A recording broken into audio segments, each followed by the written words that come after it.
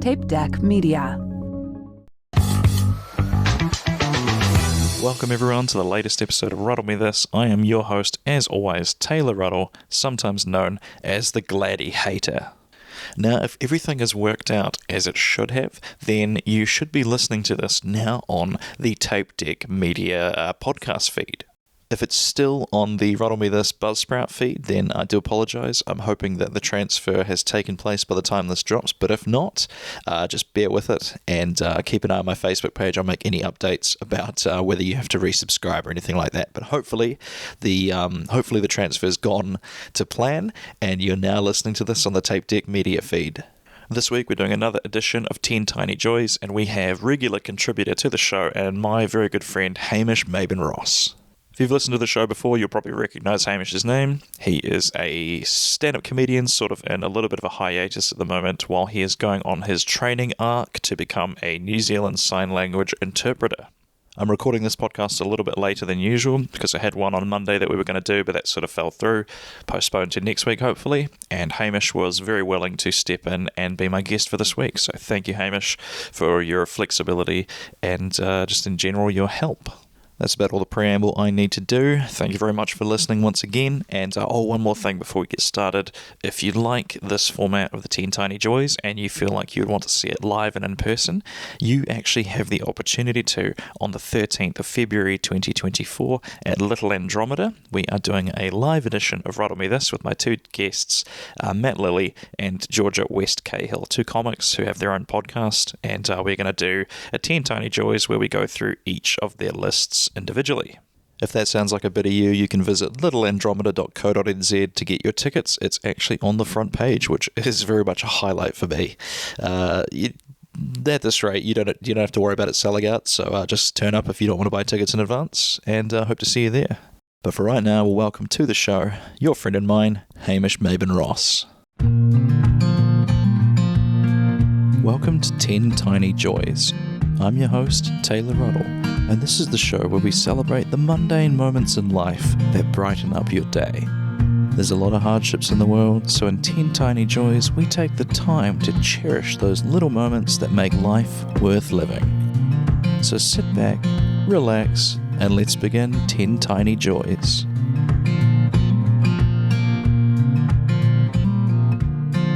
Okay, Hamish, welcome back to the podcast. Delightful to have you with me. Thank you for having me. Lovely to be back. Always a pleasure.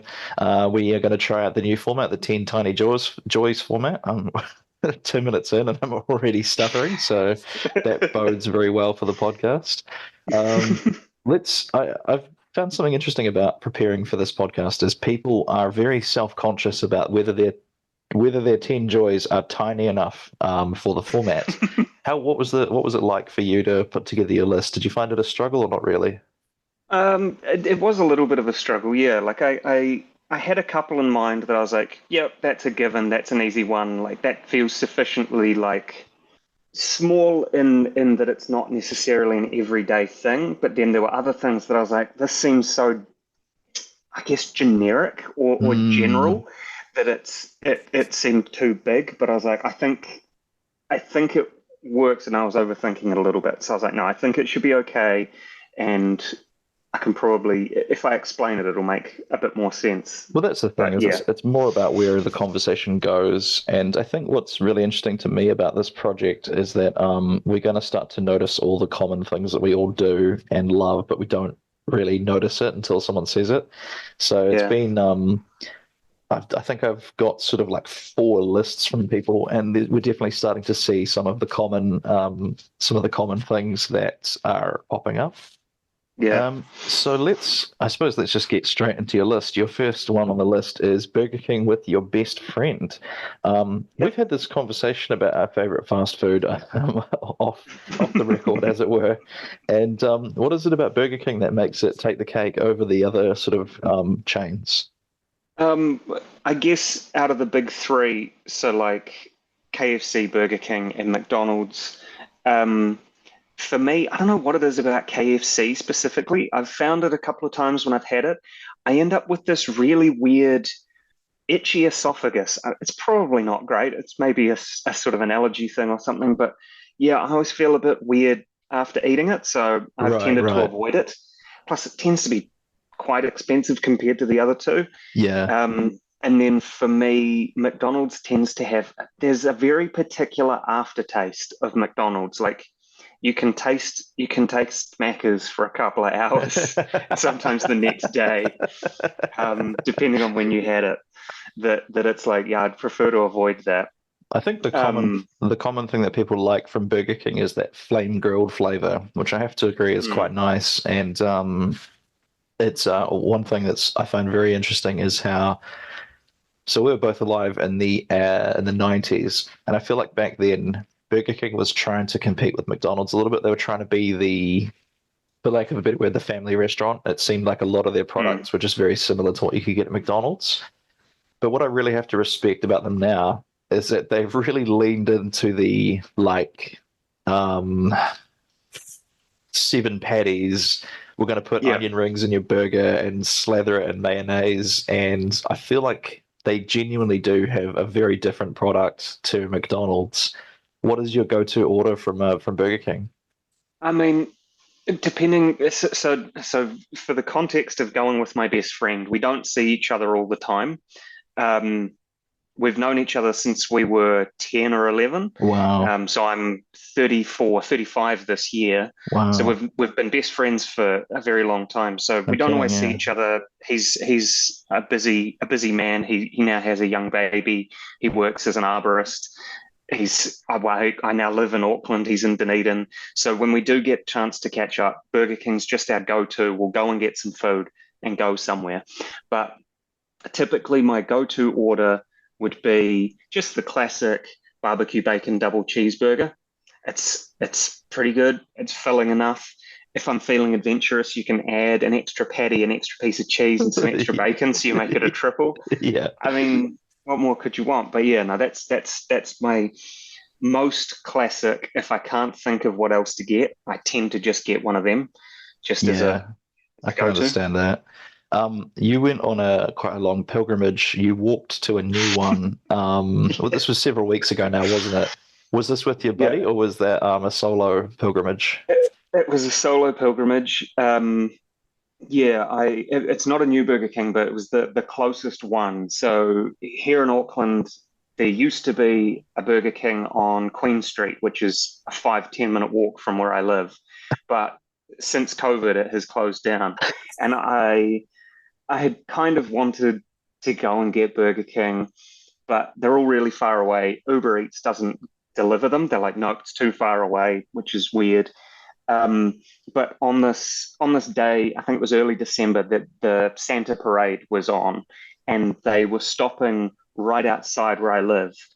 And I was like, I'm not dealing with this for the whole day. Sod this. So I was like, nah, I'm just going to go for a huge mish. And I got all my gear together and just started walking. I think it's south towards Epsom, so I had to go through like Newmarket and Epsom and got to this Burger King and ended up doing a 13K round trip Oh from there man, over to Mount Eden to go to a brewery and then back home. And by the time I got home, they were packing up all the Santa Parade stuff. So it that was is a like a four, magnificent. 4 or 5 hour journey. But yeah, Well, one of my worth it. I'm trying to get back into the gym and be a little fitter this year. So maybe one of my goals for fitness is to join you up in Auckland and we can do the Burger King pilgrimage. Sod the city to It's surf. It's now the viaduct to yeah, Burger King. it was great. It was a nice walk. I mean, it was basically one big straight line. Yeah, It's kind of like it reminded me a little bit of Christchurch, where there's just one massively long street that just cuts through the whole place, and you just keep walking in a dead straight line. I have two sort of related anecdotes to that. The first one would be we have I don't know how you pronounce it. Is it Kauplin's or Coupland's Bakery? Couplands. Coupland's. Um, we have. Is that a regional chain, Coupland's, or is it just a Christchurch thing? No, it's we've definitely got one in Dunedin. I think it's I Okay. think it's at least South Island, but Yeah. but yeah, There's one in Christchurch that has a big rock waterfall, and that was always a big thing when you were a child, would be like you'd want to go to that one. yeah. And I don't know that feels like it would be the flagship store, but I don't know. Yeah, so anyway, but some people on Reddit we're going to do a like a hike around, because if you circle all the Coupland's bakeries in Christchurch, it's quite a nice loop around most of the city. And so they were doing a walk and getting a pie or something at each one, and then walking on to the next one. And like you say, like it took most of the day for them to do this loop, but that was quite a good that's A quite a good bakery challenge crawl. there. The other one, you said Queen Street, and this anyone that lives in Auckland will probably laugh at how stupid I was doing this. But I was staying at a place called Attic Backpackers, which is where I usually stay when I visit Auckland, and it's just off Queen Street. I can't remember the street it's on, but it's like right. You walk to the corner of the street, and that's Queen Street. And we had finished a show. I think I'd done a few shows. It might have been even the weekend that I was hosting Overload, but I ordered McDonald's on Uber Eats from the Queen Street store, not realizing that it's literally on the corner of the thing. And the dude just like, it was like he was Goku teleporting behind me. Like he was it just said like, it went from your orders placed to like, I got back upstairs and then it was like your dash is nearby. And I was like, what? How did this happen?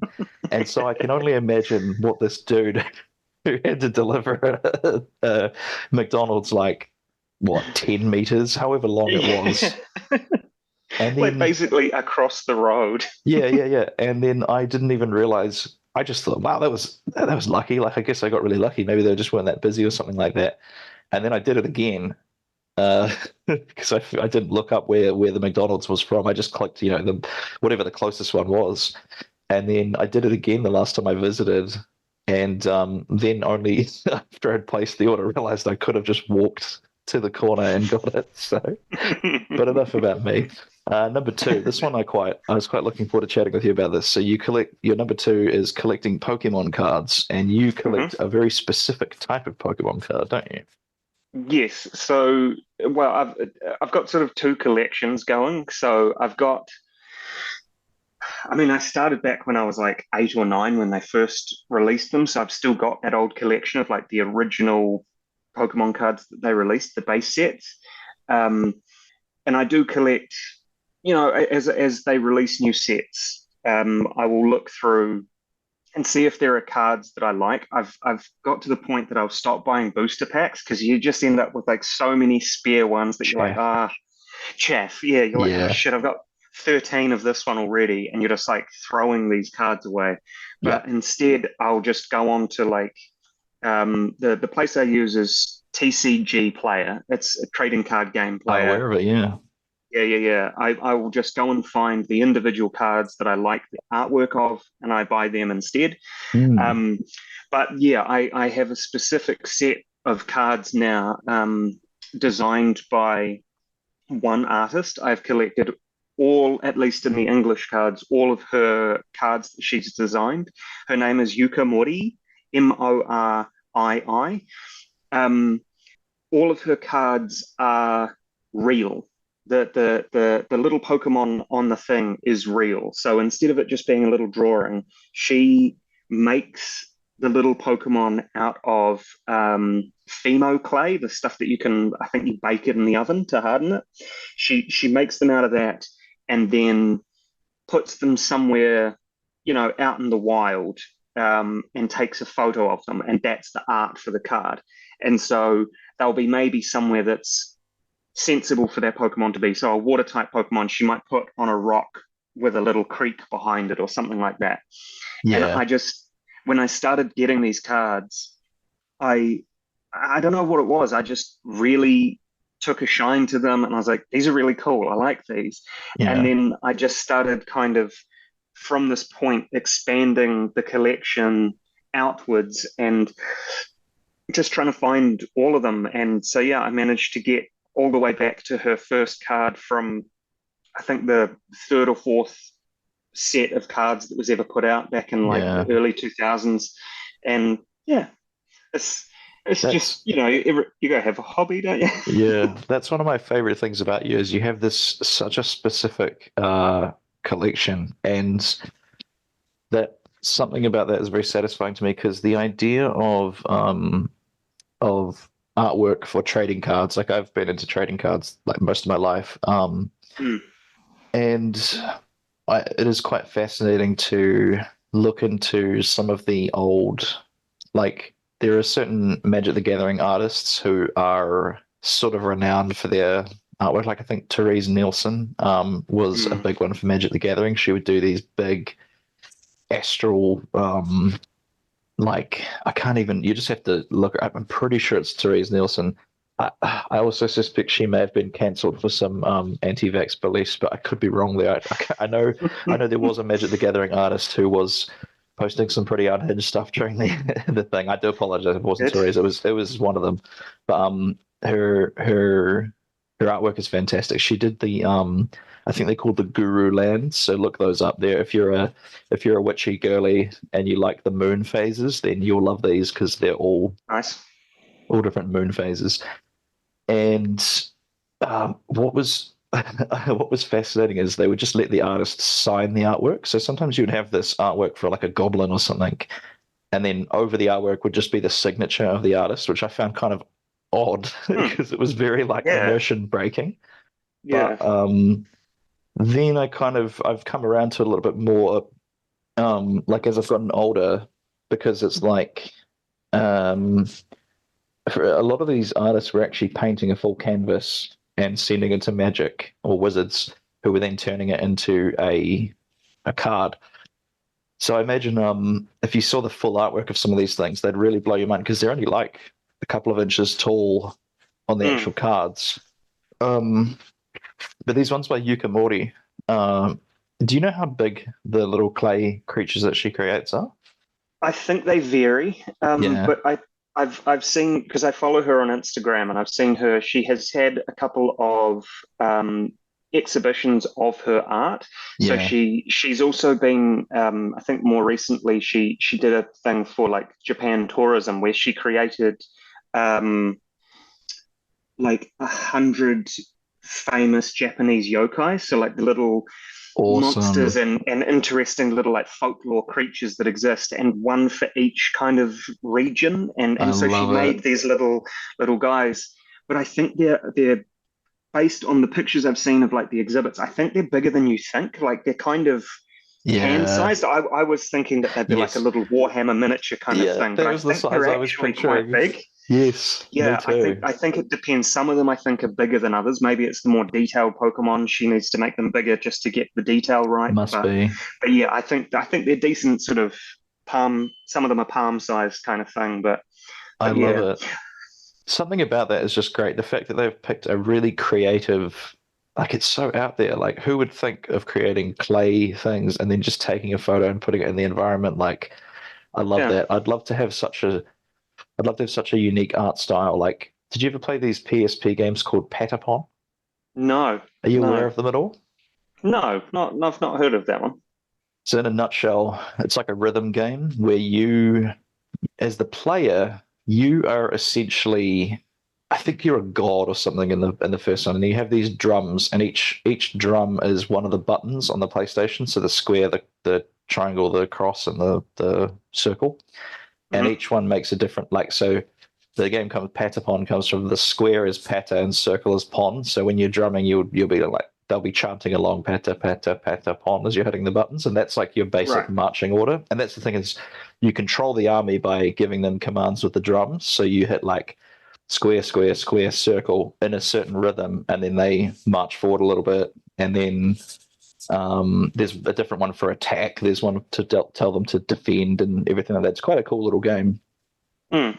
And it's all based on like the screen kind of like flashes a little bit to help you keep your rhythm. And that's the whole thing is like you want an unbroken chain of getting all the drums. And you fight other armies and you fight big dinosaurs and stuff. It's a very cool game. But the whole art style was basically came from a French artist called Rolito. And if you look at his website, I Oh. believe his website is rolitoland.com. Um, and I can't even describe it. It's these 2D. Do you remember how Paper Mario was sort of like a 2D, 3D kind of all the Yep. characters are clearly 2D, but they're in a 3D plane. Hmm. And most of the characters are like pitch black, but they have little accents of color that sort of, you know, just to break up the matte blackness, they'll have Mhm. like maybe like a dot at their limbs or something like that. And um yeah, like the whole art style was just based on this one guy's like I think he did the artwork for the games, but it was all just based on this one guy's personal art style that he was drawing with. So it's very cool when that kind of thing happens. Yeah, no, it's interesting. I like that. I do like when there's just like an interesting kind of different art style because you look at a lot of the Pokemon cards going back to them that heaps of them, even though you look at it and it's like, oh, it's a different artist, they all look kind of the same. Like there are some that are very much the anime style, but Yes. then I've got then there's like some 3D renders and stuff. But then there's a few like Yuka and there's another artist that I can't think of his name off the top of my head, but he draws like really abstract. They almost look like they're like paint or pastel art, Yeah, and they're yeah. really abstract, like purple and yellow skies and like really weird colors. And but they're completely different from the rest. But yeah, it's I guess with them they've got kind of well with any trading card game they've got kind of free reign sometimes to just be like just make us this card, do whatever you want. Yeah. Um, like I think uh, for Magic, I think Junji Ito, the famous horror manga author, has done a Mm, couple of cards for them as well. So it's that's like cool. just whoever they just get whoever they can.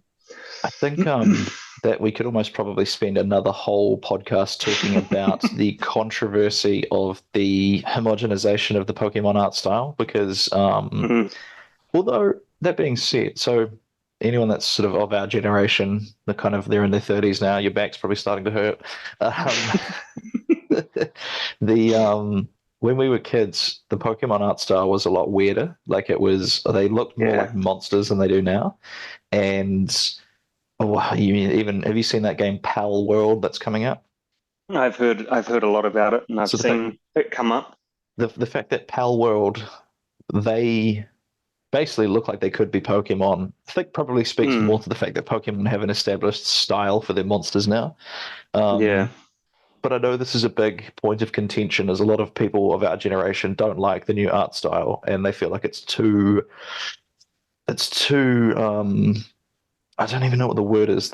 All the Pokemon look like they're plushies almost, if that makes sense. Like they're very round and the shading makes them look a bit shiny and almost maybe like they're made of plastic or something.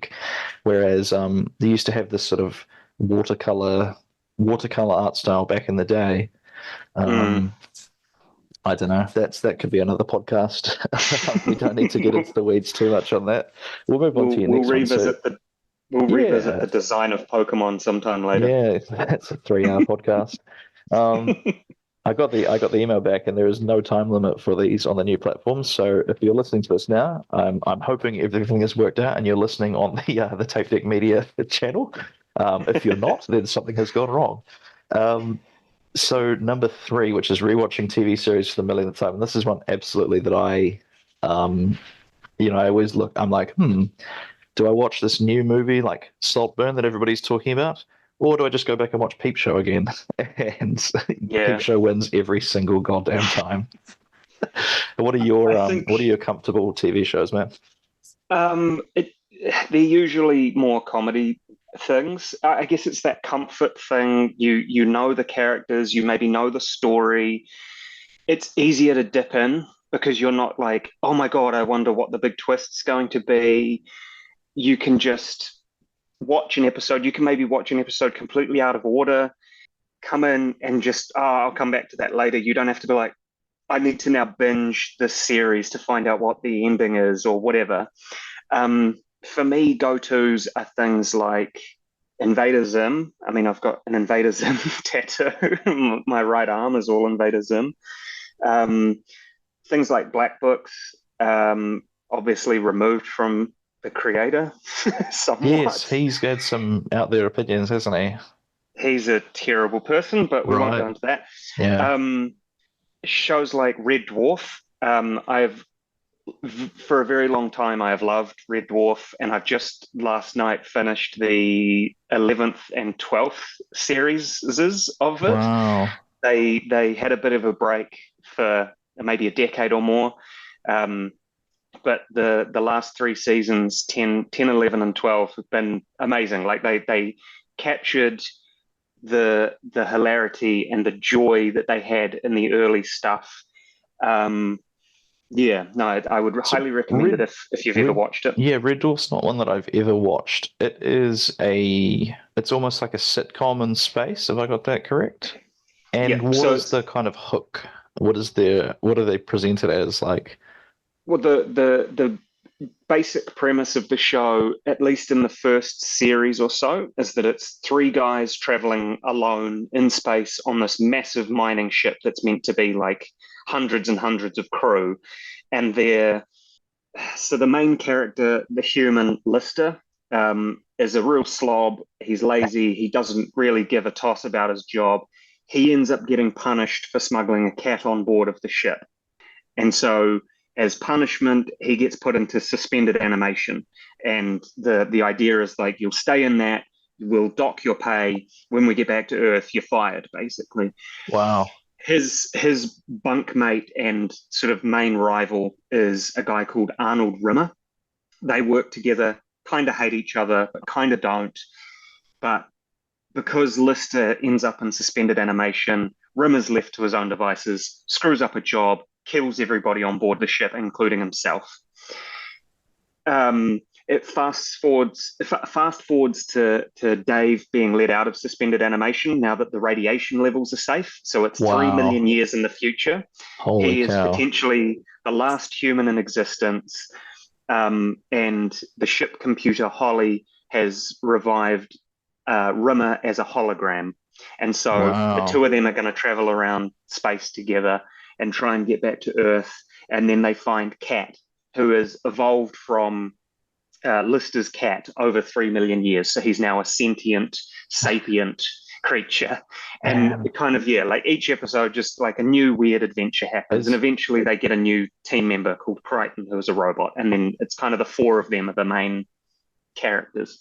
is Cat like a human in a cat costume, like on like a No, 6 foot tall cat, or is it what? no, nothing as terrifying as that.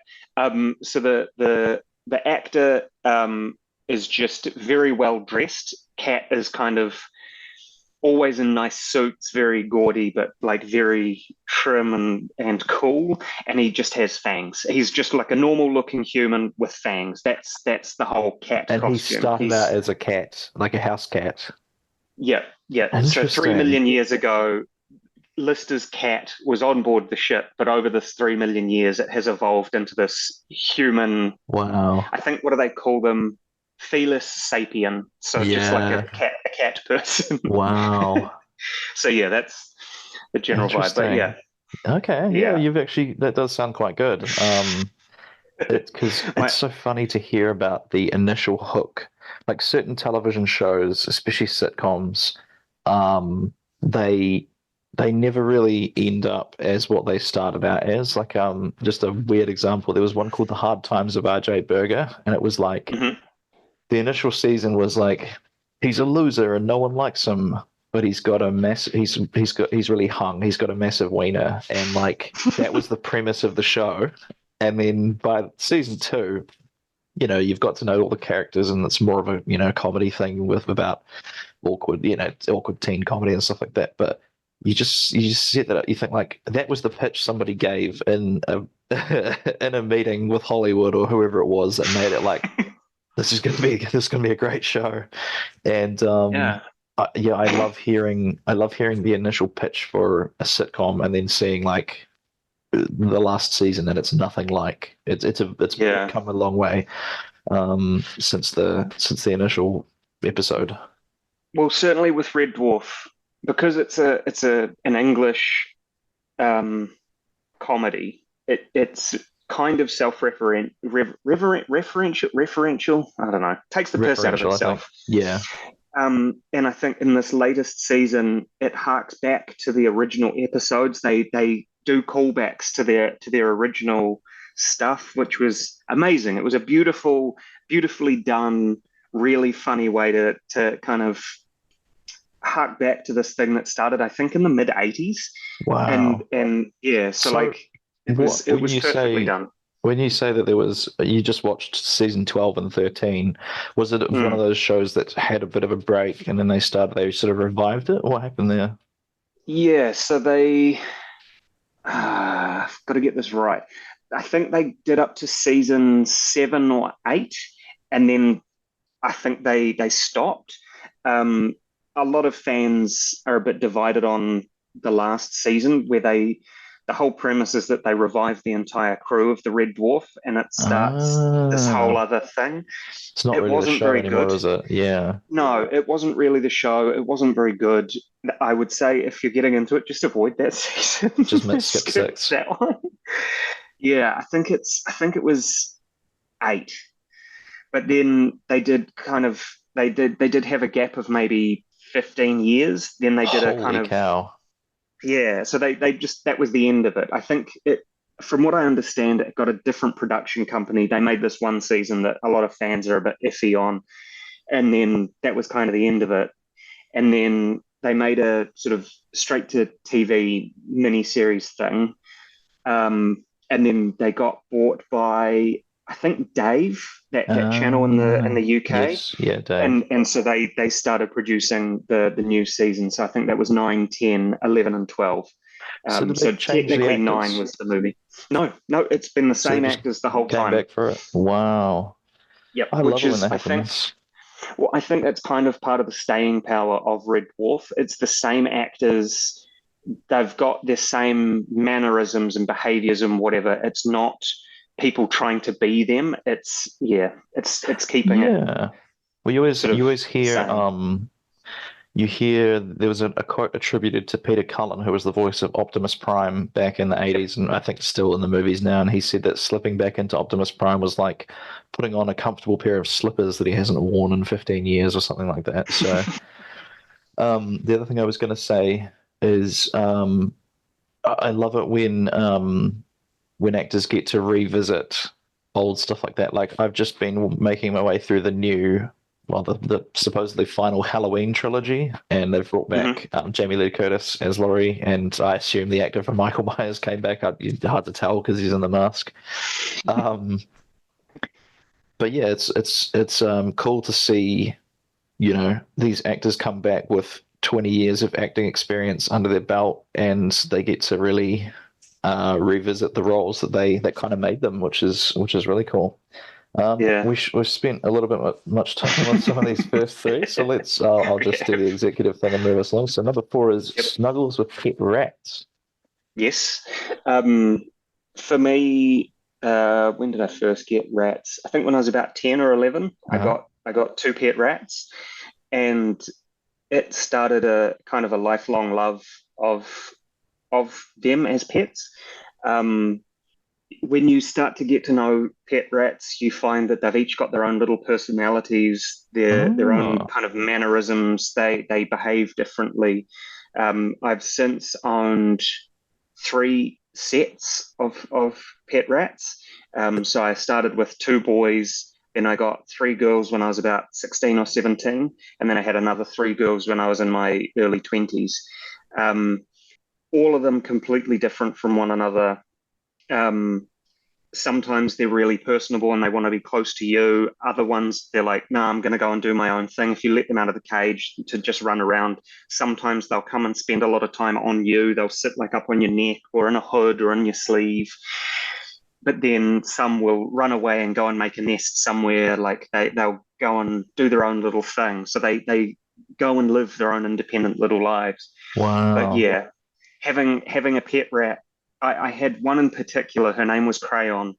Um, she was always with me pretty much. She even if I'd let them out, she would run about on my bed. She would run down like under the covers. If I was sitting under the covers, she would run under the covers down to my feet and then run up my leg and like up under my shirt and pop up on my like shoulder or something. Yeah, yeah. She was always like right there. She would like lick my ear or share food with me, that kind of thing. Like they're very cute little creatures, and I think they get a bad rap because of some shit that went down back in the Middle Ages. But Yeah. They've been fighting off that stigma of the Black Death ever since, haven't they? Yeah, like even when I first got them, my grandmother was quite, I think, apprehensive, and she Yeah. was like, "Oh no, all dirty creatures." But once she kind of got to know them, she was like, "Actually, they're really lovely little things." And she would hold them and Yeah. she'd pat them and stuff. She was completely fine. Like once you kind of get to know a pet rat, they're yeah, they're lovely. Yeah, I had a friend in high school that had two rats. He had a big white one and and I cannot remember, I think maybe like an ash gray, sort of like a black Yep. one. And if I think there, yeah, you're right. For people that aren't used to like myself, there is definitely a little bit of a hump to get over. Um, because of TV shows like Fear Factor, when they would put like, "Oh, you're in a coffin full of rats," and That one um, always made me laugh. you'd Whenever just be whenever chilling that in one there. came on, I was like, Yeah, easy. you're Like like, I do they're this every not, day. yeah, like they're not going to eat you. They're not scratchy. Like, Are yeah, they the not? the only time, the only time I got really scratched by my rats is if I was trying to bathe them. They don't like So that. you'd have, they were iffy about it. Yeah. They like you only put them in like maybe a couple of centimeters of water just so that it's like up to maybe their legs. But Yeah. once they were wet, they would jump, and because you're slippery, they're just like digging their claws in and then just sliding down your arm, and you're like, okay, Oh, just I need you to sit still. We're almost done. yeah. We're gonna get out of here. But yeah, no, they're So, not too bad. Occasionally, or they'd like run up your back, so they're like gripping and clawing up, yeah. but it's not that bad. I've had cats do that as well. So They're not small as cats. definitely not as bad as So cats. then this I find this a little fascinating, the idea of because some people are trying to domesticate foxes in I Mhm. think it was like Russia or somewhere in that part of the world. And they've basically just been selectively breeding. They've been finding the friendliest ones out of the thing, and then over the course of, probably 100 years, they're trying to domesticate foxes because they're not really domesticated, Yeah. as far as I know, anyways. Um, but there was a test they did where they put an undomesticated, or they put one of the less friendly ones in the cage with a human, and it was like right up the back of the cage, wanted nothing to do with the human. Then they put one of their Hmm. better ones in, who walked up, they had a bit of a look around, but never came close to the human. And then they put just the family dog in, and the dog ran up to the human and pounced on him, and the dog was Mm. loving. Um, so the idea of like, what do rats? Do they just think we're a large? Do they think we're a large rat that's kind of one of the family? Are rats family based? What's their? Do they have a social structure? They do. They're very social animals. Same with like guinea pigs, and I think most other rodents. To be honest, they do get lonely. So I think in places like Sweden, I think it's against the law to own one guinea pig. You have to own two, Ah, because it's seen as cruel to leave them alone. But yeah, they yeah. are like a group animal. Um, so yeah, they definitely, like if you have more than one rat, they will cuddle up together to go to sleep. They make little nests together. They'll share food, or they'll fight like any other animal. They'll fight over food and things. If it's like, no, you're trying to steal that thing out of my mouth. Um, but but yeah, like I don't know how they see people. Maybe they do just see us as like a big rat, or at least like any other trained, domesticated animal, that it's like you're the thing that gives me food Yeah. and that benefits me. So, whatever. But yeah, I don't know. Very interesting. I love watching videos of rats fighting because they actually grab each other by the throat, and they're like, it looks like people fighting almost. Like there's a great meme of two rats fighting, and they're rolling around each other and stuff. And I think the caption was me fighting with my BF because he won't delete an ugly photo he took of me, and it's just the great. the only the only downside I had with rats is that since they're nocturnal, um, I would typically have their cage in my bedroom, but because they're nocturnal, when it's bedtime for me, it's wrestle time for them, Yeah, and so they would be like rolling around the cage, coming off the rattling top about, rope. bashing each other. Yeah, like literally, they would roll from like off their bed onto the next platform down into the bottom. So there's this clanging and bashing, and but yeah, they do that thing that like a lot of dogs get, the The zoomies, where zoomies, as they call it, yeah. they're just sitting there, and then all of a sudden they're like, boom, and then they're just bolting across the room or whatever. They will do that in the middle of the night, and suddenly you hear them like jumping about. They do that thing where they're like jumping and turning on the spot and just making a Right. lot of noise and running and jumping up. It would often get to the point that I was like, right, I'm going to put you in another room so that I can Yeah. go to sleep. Yeah. And yeah, because it was just a bit of a hassle Bit trying to much. deal Yeah. with them. Yeah. Wonderful. Alrighty. So number 5 is metal music. Yeah. So um I it kind of quite a vague one that I had thought of, but I've for a long time really enjoyed listening to metal, whether it's like really insane death metal or kind of old school thrash metal like Slayer or Megadeth, that kind of stuff. Um, I've kind of said for a while that they can be angry so that I don't have to be. It Hmm. for whatever weird reason, it just kind of relaxes me a little bit, listening to these just insane bands, and it's usually the stuff that's just lots of really fast drums and a lot of like that's the kind of stuff Ah. that I'm really into. I enjoy that. So you Um, you find that quite cathartic, I because think I think so. Yeah, yeah. that's a big. There's like that release of emotion or something. I mean, that is catharsis, but yeah, there is something about it that it's like if you've had maybe a shitty day at work or something, you can listen to this music and kind of channel that emotion elsewhere, that it's going into Mm, something else, that you don't have to go home and punch a hole in the drywall. um you know yeah, yeah. That's very you're just interesting. kind of letting it out. I've always um I've always assumed that listening to angry music when I'm angry would double down, but that's an interesting point that I've never tried listening to because I know a lot of people have like heartbreak songs that when they listen, hmm. like a lot of people have like a heartbreak playlist or something, and I would assume that just makes it even worse. But maybe it's actually the opposite effect, and maybe that helps people deal with it more. Yeah, well, again, it's kind of like, oh, I'm feeling quite sad. I'm going to put on this sad movie, or I'm going to listen to the sad song so that you can let that emotion out. You know that it'll make you sad, so that you just kind of Ah, bring it out of yourself, maybe.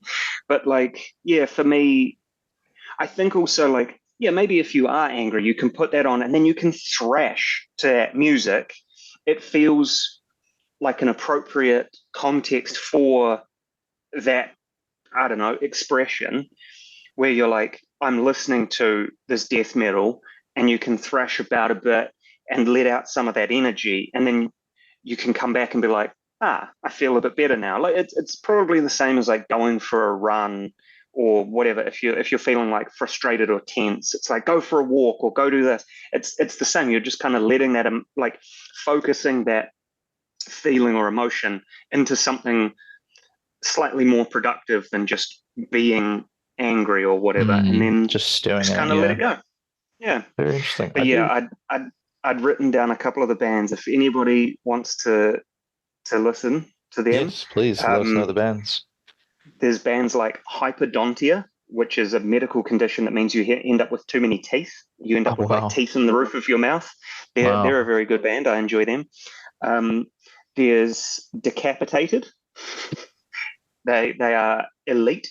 And then there's kind of a newer band that my BFF from earlier, going to Burger King, he got me into, called Sanguisugabog. Um, they're an interesting American band that Are yeah, they they're the one very that have that? fast, very tinny snare drum sound and stuff. Are they the one that have that very distinctive logo? That's like black metal people will know the logo that I'm talking about. That almost looks like it's Yeah, dripping. Is that the band? yes, I think it probably is. How do you spell it? I'm gonna Yeah, quickly Google it now. S-A. Sanguisugabog. It's Yeah. SanguiSugagBogg. Okay, Sangwa Sugar Bog. I'm looking it up now. Yes, it is the one. Yeah. Okay, so It, so go ahead, sorry.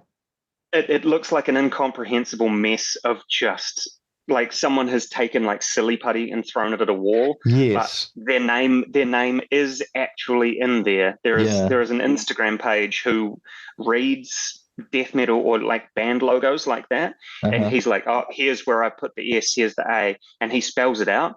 And I was like, okay, Yes. I'm actually genuinely impressed that A, you could find it, and B, that it's actually in there and it's not just taking the piss. The funniest thing about that logo is I'm not even really like a black metal or like a death metal guy, but I've seen Mm. that logo before and I've just seen it on hoodies and stuff like that. And something about the shape of it, the fact that if you look at it, you'll know exactly what I mean. To the listener, I'm talking now. Um, with this sort of drippy right hand side to it, and yeah, I'm sure you could probably discern all the letters in it. But yeah, so they're a bit of an institution in metal, so check them out. I'll have to give them a listen after this. I've got Yeah. lots of homework to do. I've got to go and follow Yukamori on Instagram. I've got to what was the other thing we were going to talk? We were talking Red about Dwarf. Red Dwarf. Got to watch Red Dwarf, and I've got to So, listen to Sangwa Sugar Bog. Sugar Bog, I think. Sugar Bog. Okay. So Yeah, and then like go ahead. there's also oh sorry, I was going to No, no, just finish. please. There is also more like chilled out music that I will listen to, like Elder or Green Lung. It's a bit more kind of stonery, chill vibes that I can listen to, and it's a lot more like here's a 10-minute track of mainly instrumentals. I'm like, ah, yeah, that's cool. That's the kind of thing that if I'm in the mood for it, I can sit and listen to that on repeat for hours Yes, and just keep it going. you've sent me some good tracks in the past that were I don't know what the genre is, but they're almost like epic fantasy metal, I guess is the way I would describe it. I think that was the sword, and Quite yes, possibly, that yeah. would that You would you be wrote kind of the. you wrote the intro to like a D and if you were like a dungeon master, you Mhm. wrote a bit like a scenario, and then you said this is when the music would kick in, and Yep, very apt, I think. So then yep. number six is tasting new beers and whiskies. This is something I spoke a little bit with Dan on our last episode about how I'm Hmm. jealous that I don't really like craft beer, or I don't like beer Hmm. in general. But all the cans are just so much fun, and Yeah. like it seems like a delightful hobby to just be able to sample these these craft beers. It's there's something about going to a brewery, getting it from the source, and tasting like because a lot of breweries, depending on which, like up here in Auckland, we're kind of spoiled for choice. There is a brewery here called Behemoth. They have a tap room called Shirley's, I think. Um, Very but familiar with Behemoth, yeah. they've got like 30 or 40 beers on their list, and it's like I don't know what to pick. There's just too much choice. So going in and getting a tasting paddle, which is normally 5 or 6 of their beers, is a great way to find out. And it's like, a small, maybe 200 ml glass, maybe less. And you can just try these different beers, and you don't have to be like, shit, I've bought this massive bottle of beer, or I've bought a 6 pack or a 12 pack, and I'm finding out that I don't actually like it. Um, and it's kind of the same with whiskies, is that you can go to a distillery and you can get just a nip. You can just try these different whiskies, and you don't have to invest in the whole bottle.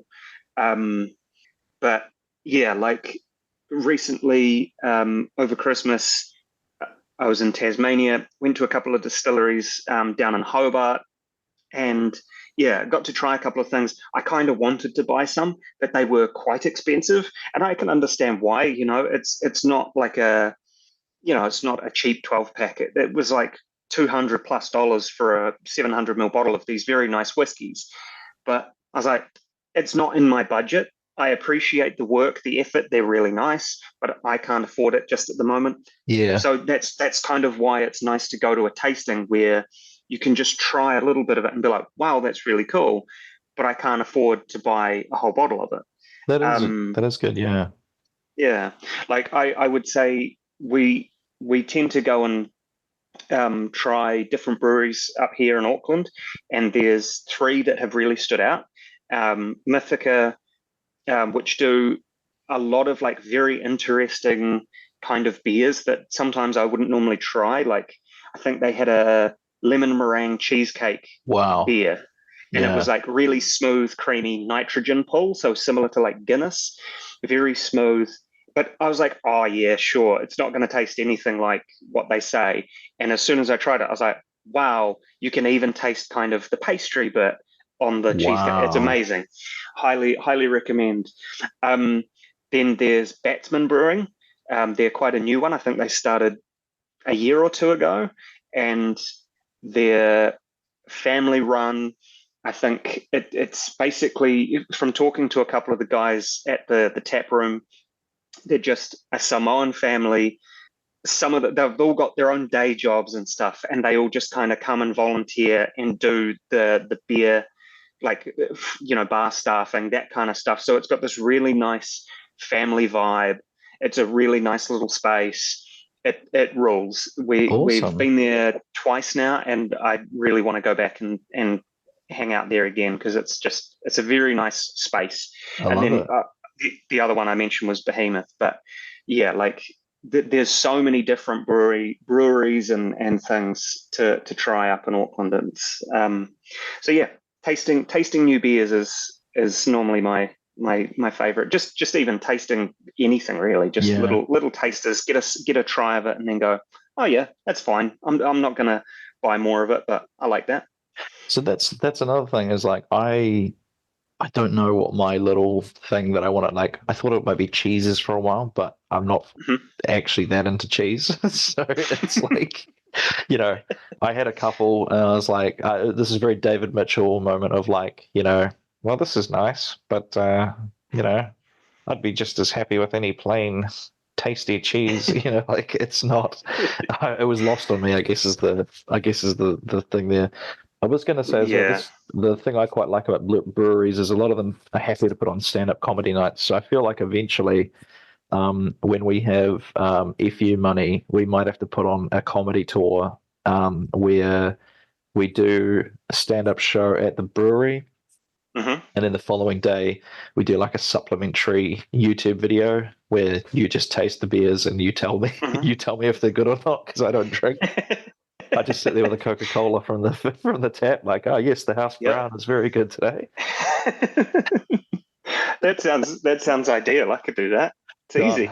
done. What I quite like about Behemoth as well is it scratches the itch of pop culture for me because the thing that's very cool is all of their beers, if I remember correctly, the logo or the that circle thing that goes on the beer taps is always the Hmm. same, and it has the Behemoth logo, but then they have like a little creature as their mascot, don't they? Like a Sasquatch or I, something.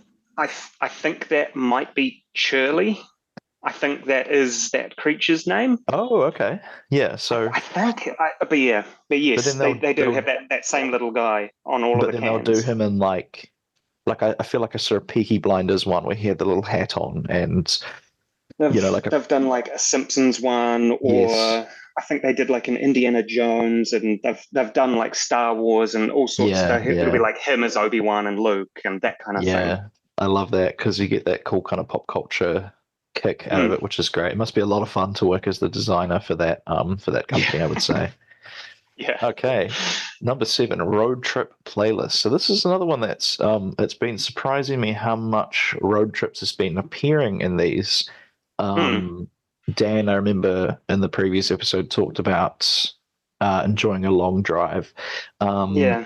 What would actually? I just want to quickly jump back to the beer. Do you have, if you Hmm. were going to launch, let's say you're like you became a celebrity and you had a brewery come to you and say, Hamish, we want you to come up with a beer like. You don't have to say necessarily what the beer would be, but do you have a Hmm. name or a graphic, or do you have like a vibe in mind for like if absolutely no limitations, you could do whatever you want. Have you got any thoughts on what you would like? Probably anything that isn't a hazy IPA. Uh-huh. I feel like the market is vastly oversaturated with those at the moment. Everywhere is just some kind of IPA. I think I would probably want to do some kind of more traditional old, like a brown ale, like a more OG style of beer, or a lager or a pilsner, those sorts of um, ones that you're not seeing quite as much of on the Yeah, yeah. market.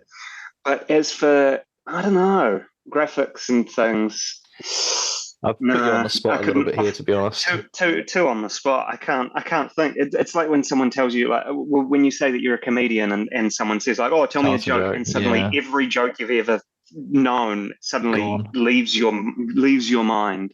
Well, Um, so I'm a graphic designer by trade. Let me help you out a little bit. So I imagine we'd have to do a death metal kind of look for the logo, right? So yep. I feel like we'd have to come up with a medical terminology for something quite grim, but then we put a pun of like a beer in it or something, like Oh, okay. like a. So you were going to go for a, what was the first kind of beer you said you were going to do? Like a brown Like a brown ale or a pilsner or lager. a lager. So we need to do something that's lager at the end of it, like something lager. It's like a medical terminology of some kind. Um, Something has just popped into my head. please. Tell me if this is anything. Yeah. Tuberculagers. Oh, there it is. There it is. Tuberculagers. And then we give it an incomprehensible, like that, like what was the band? Sanguisugabog. Sanguis Sugar Bog. Yep.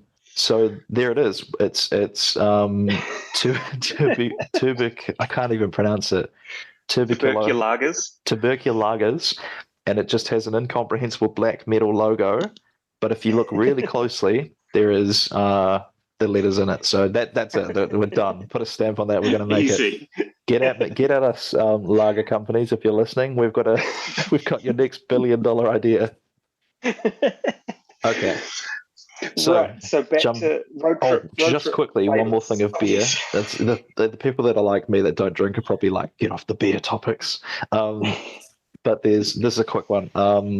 There's a restaurant called Beers, which is like a low and slow barbecue place, very good place in Hmm. Christchurch.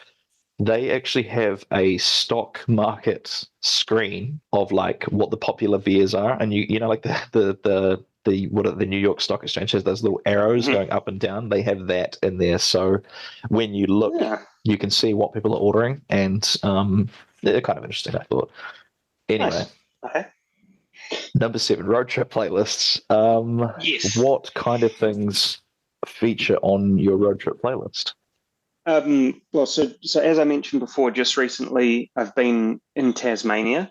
So we did a big drive from the north of Tasmania right down to the south to Hobart, which is an hour and a half, 2 hours kind of thing. Yep. And so I put together, I had put together a playlist initially for my mum for Christmas Day. Um, this was the first time I've spent Christmas not at home. Um, and so normally on Christmas Day, my responsibility is doing the music, keeping the vibe going for cooking the Christmas lunch for the morning and stuff. And so I was like, look, Mum, I'll put together a playlist and I'll send it through to you. So you've still I'm still there in spirit. But then so I had this playlist. So it it Like you were it Hamlet's ranged. father talking to him Yeah. from beyond the grave. So Sorry. it had a wide array of things. Like I think it started with some Queens of the Stone Age. It had some like 70s punk and ska. So like Madness, the Stranglers, the Specials. Um, then it would move, like I would randomly intersperse like a bit of death metal. So I put a Decapitated song in there, um, because I know that my mum actually does quite enjoy a lot of metal music and stuff. Really? Wow. Yep. I put some songs off this band that's just released their newest album. They're called Green Lung. Um, Kind of that uh, more stonery metal Yeah, you kind said of it was a bit thing. chiller, yeah. Yeah. Then I was into like a bit of drum and bass, bit of like that kind of stuff, but more Mm. high energy electronic music and things. So it Yeah, real was mix. across the spectrum of music. So I think I even put a couple of there were a couple of country music tracks. Yeah. So there's a guy called Tyler Childers that has an amazing voice. I really like his music. It's not that kind of pop country. A lot of that, Yes, like, it's country. I don't know, is it Garth Brooks, that kind of stuff, where it's like I'm The singing about my Florida, truck what are and they? The Florida Tennessee line. There's a yeah, Florida Georgia there's line. I think they were the epitome of that pop country thing for a while. yeah. So no, it's very much more that proper like bluegrass Appalachian Mountains kind of Wow. um, country music and stuff. Yeah. And so it's a lot more soulful. There's a lot more, I don't know, there's a lot more truth to it. Even if he's just singing about getting wasted or whatever, there's kind of more feeling behind it, that it's like you're not some multi-billionaire who's like living in a mansion and singing about how, oh, I'm working down on my tractor My little and I'm pickup going to truck. get, yeah, Yeah. my pickup truck and my blue jeans. It's like, shut up. No. Yeah. I think that was the big criticism with Florida Georgia line is like they're clearly not guys who have worked for a Yeah. living. Yeah. Alrighty. So you got anything else to add for road trip playlists? No, well, I was just going to say that for me, I just enjoy putting together the playlists because I don't drive, so I'm like I feel useless Oh. otherwise. So I'm like I'll typically take over the aux cord. I'm like, pass that here. I'll deal with that, especially if I'm the passenger princess, sitting in the front seat. And Nice. I You got your like stubbies. yeah, like I said before, or like you said before, that I introduced you to some of my music. That I Yes. like introducing people to music that might not be True. necessarily their go-to first off, and I'm like, I think you'll like this. Here's a wee try, and they're like, oh, this is quite cool. What's this song? And I like that feeling. That's probably really the joy, is not just listening to my music, but introducing someone else to the joy that I feel from this music. I Yeah, quite like that feeling. that's a very noble joy. Fantastic. All right, number eight, completionism. Mm. What kind of things have you been Is this like do you have a very specific thing that you like to completionism, or is it every single thing across the board? Not every single thing. Primarily video games. Obviously, I've got this Pokemon card collection that, I mean, until the artist dies, there will always be new cards to add to the collection. So it's quite hard to complete. But yeah, for me, it's something like video games. I've always been I always want to try and finish everything before kind of wrapping the rest of the game up. I remember an early Mm, example was one of the Godfather video games, either the first or second one. They give you the whole city to kind of do stuff in, and you can go and take over businesses, whatever. I ended up going and finding all of the collectibles, doing all of the other side missions, getting all the best weapons, upgrading all of that before I'd even really progressed in the story. So then yes. I'm that dude rolling in to like the first mission, completely kitted out, best guns, best everything. And it's like, oh, this is going to be really tough. And I walk in like headshotting everything, like automatic shotgun, like crazy, stupid weapons. That's the kind of I want to just complete everything first. So like a big one that I had was like The Witcher 3. I was like, I can't do the main story missions, and I would read which missions would lead you further into the story so that I could purposefully avoid Yeah, yeah. those and save myself locking out any other bits. But the other one would be games that require you to either tidy up or like break something down. So I recently played a little bit of Ship Graveyard Simulator 2. Oh wow. So you start this game, and the premise is that you run a ship graveyard, like a scrapyard, and you just have to go in and break it into pieces and sell those pieces, upgrade your gear, then you get better at breaking stuff down, Oh. so on and so on. That was the whole gameplay, is that Yeah. you collect scrap, chuck it in your truck, take that, sell it, upgrade stuff, come back, you can break bigger bits down now, that kind of thing. Mm, That kind of hook, I don't know if it's like oxytocin or some kind of feel good chemical in my brain, that I'm yeah. like, yes, I like this. And it's that kind of tidying up thing. I saw some people recently playing Power Wash Simulator. So the Oh whole yeah, game yeah, is I've that seen you've that. got a water blaster, and the particular mission they played, they were in the Croft Manor. So Lara Croft's manor from Tomb Raider. Oh, And so her entire mansion is just grubby, and they just go in and clean the whole thing. And I was like, that looks really satisfying. You've got a little like percentage of how clean everything is, that kind of thing. Just yeah, tickles yeah. the I don't know what kind of part of my brain, but yeah, that's kind of the completionism that I enjoy. Or playing a game and trying to get all of the achievements, that kind of thing. Just like Mm, I want to finish this to 100%. right, right.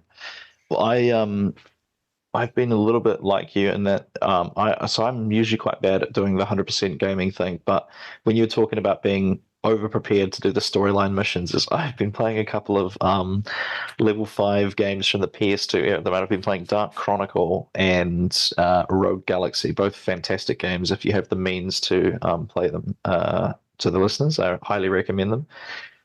And I played these games as a kid and got stuck. What I'm learning now is embarrassingly early into the game. Like of 10 chapters, I got stuck about 4 chapters in or something. I wasn't doing very well. And in Dark Chronicle, they have this interesting. I think you'd probably actually quite like it if you like tidying up and organizing, because they have this system where the Dark Cloud games are involved going into a dungeon, fighting monsters, and you collect basically pieces of a town that's been sort of destroyed, and then you put the town back together. So you put like the people back into their houses, and you put like you kind of ask them what they want, and they'll be like, "Oh, I'd love to have a gate around the house." So you put a gate on it, and then you get like 100%. When everyone's happy, you get like this nice 100% Mm, completion.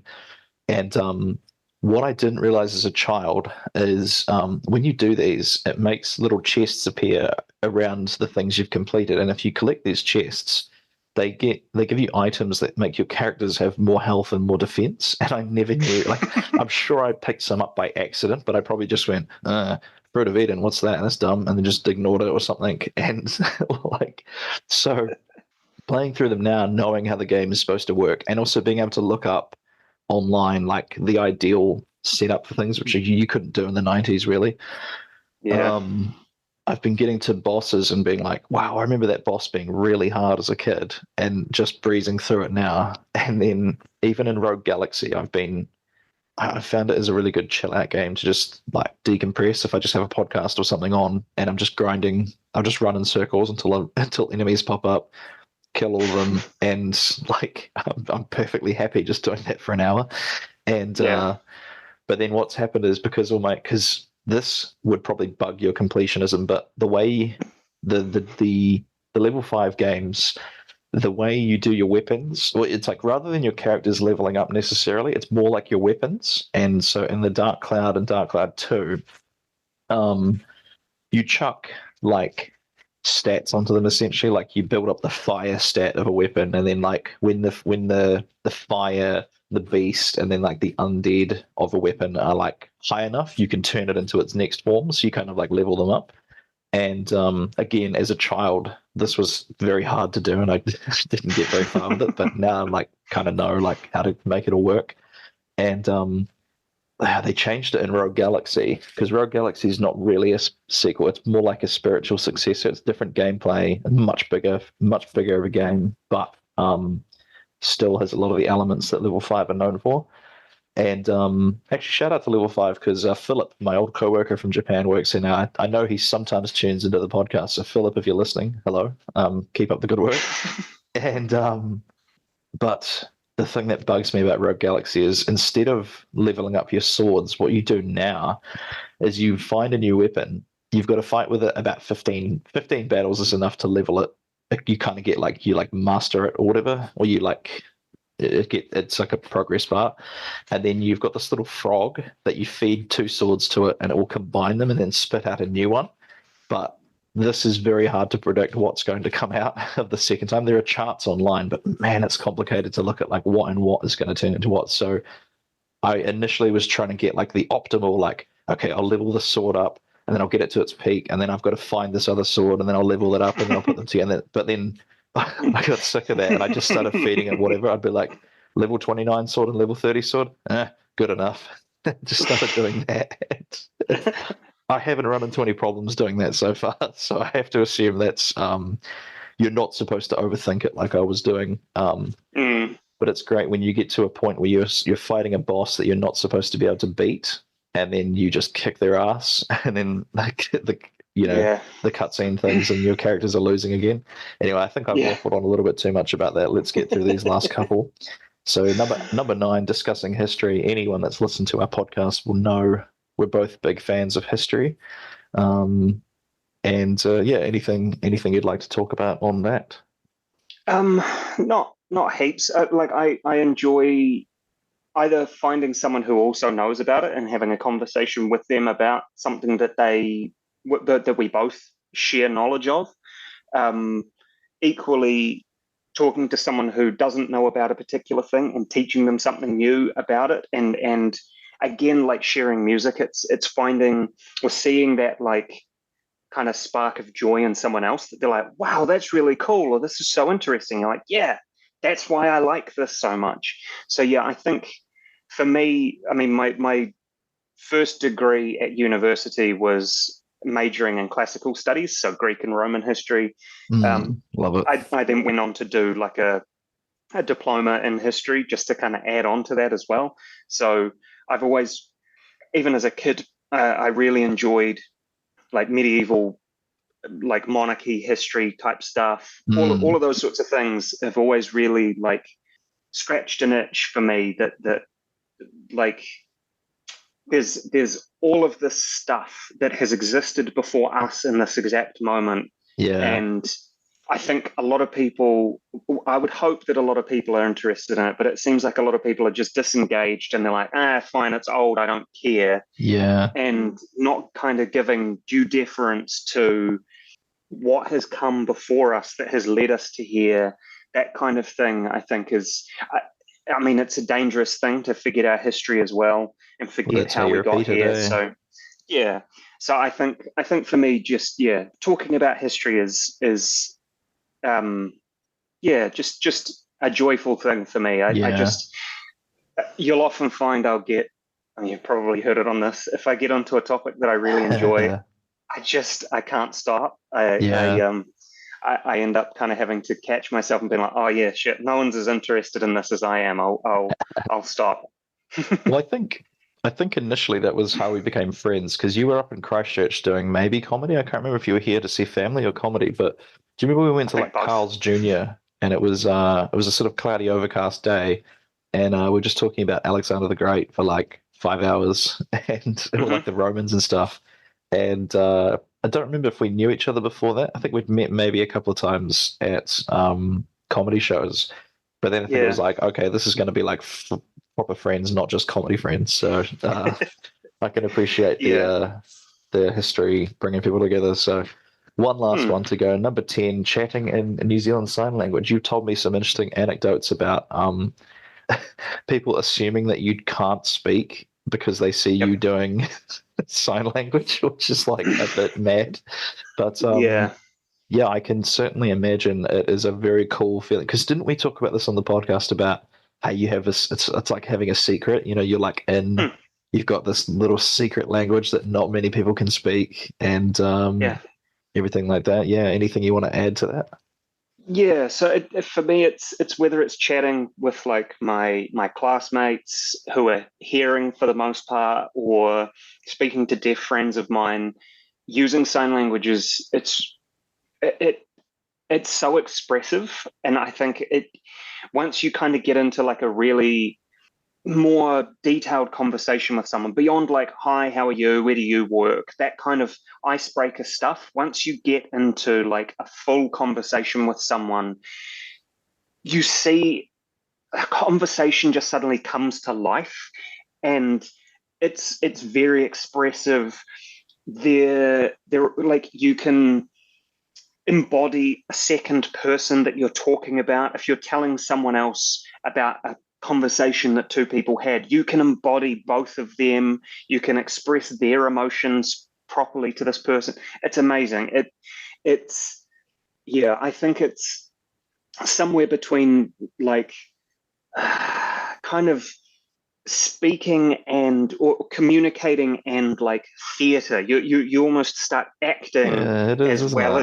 as well as conversating. It's really cool. I and as I said, it's like a secret language. You can sit there having this chat, and you'll see people looking at you, being like, "What are they doing? What are they talking Yeah, about?" yeah. And just you're completely in your own world, and no one else can kind of get at that kind of thing. Like I remember you just telling me yeah, that the fact that you can have a conversation in a noisy pub, uh, yeah, completely unhindered. Like we were just talking about before off the air, when you go to a place to have a chat with some friends, and then the band comes on and they've got it way too loud for the vibe of the place. So very, yeah. very useful to be able to do that. I was going to say as well, so I have found that when I speak Japanese, my personality changes a little bit. Do you find the Hmm. same thing with sign language?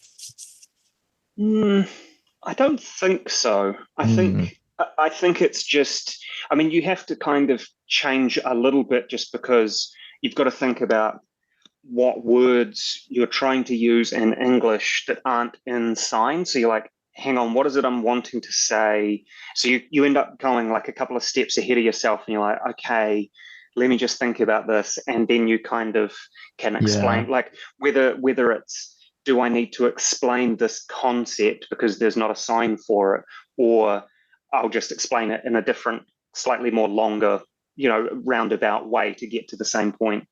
Um, yeah, you do. I think you stay very much the same person. The the the whole thing in the kind of deaf world, the deaf community, is that you don't tend to wear a mask. You are exactly what people see. There's no facades. You're not hiding personality or whatever. This is me. You are honest, you're open, and everyone's kind of the same. It's just, yeah, there's no, mm, I think there's no illusion. It's not that you're trying to be two-faced. You're not like, "Oh, hey, how are you?" And then that person leaves and you're like, "Oh, what an asshole."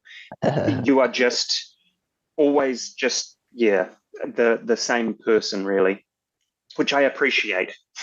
yeah, absolutely. All right, well, we've got about a minute left in the Zoom call, so Mm. let's let's wrap that. Thank you very much for joining me, Hamish. As always, our Thank you for having conversations me. go very long. I could sit here chatting with you all day, but I appreciate you, and I'm sure we'll have you back in the future. Lovely. Oh, well, thanks, Taylor. Well, that's all for this week. I hope you enjoyed listening to it. I certainly enjoyed having that conversation, as is the typical case with me and Hamish. The conversation went a little bit long. But the good news is, now that I'm on TapeDeck Media, I don't have any limits to the time limit for my uploads like I did on Buzzsprout. So I hope you enjoyed it. As always, follow me on all the social media platforms at Taylor Ruddle Comedy. Hamish doesn't really have anything to plug, but if you see his name on a lineup, do yourself the favour and get out and see that. As always, give us a like and a review on your favourite podcast player. Help me reach more people and spread the good word of the 10 Tiny Joys. Look forward to talking to you again, but for right now, Ruddler out. Thank you so much for listening to 10 Tiny Joys. I hope you enjoyed it, and I hope you came away from it with a newfound appreciation for some of the little things in life. Have a fantastic rest of the week, whatever that looks like to you, and I'm sure I'll be talking to you again very soon. We'll see you next time.